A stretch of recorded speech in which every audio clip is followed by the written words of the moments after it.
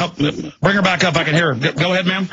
I get really scared about, like I said, this election, and this one really makes me nervous because of the state we're in. We can't, our back is up against the wall. We can't afford, 4 more years of this, and I'm really worried about this election. How about a 20+% carbon tax that kicks in this year when everybody's already leaving California? I appreciate your call. I mean, and people are like, why would the government raise taxes when they know that stalls economies? Because the big mega insiders want to shut down everybody else.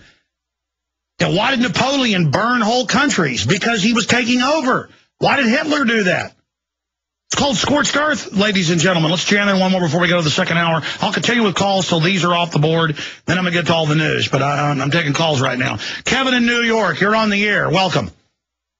First-time caller, long-time listener. Thanks for everything. I was listening to the New York CBS AM affiliate last week, and they were talking about on their business report how if the Wall Street executives don't get their big bonuses, that's going to have a detrimental effect on the local economy here in the tri-state area, which is something you hear about every year for the last quarter century. And I live alone, and I go into this Alex Jones-style rant where I just, say it's because they're getting the bonuses, because they're selling this toxic derivative garbage, that it's a big detriment to our economy to begin with, and not, this byproduct, if they don't get their bonuses. Well, let me crystallize it, and then we'll hold you over. We need you to have you finish, but for listeners that just tuned in, they simplify it. Oh, you're a commie for Occupy Wall Street. I'm not saying they're all commies, but that's what the media says.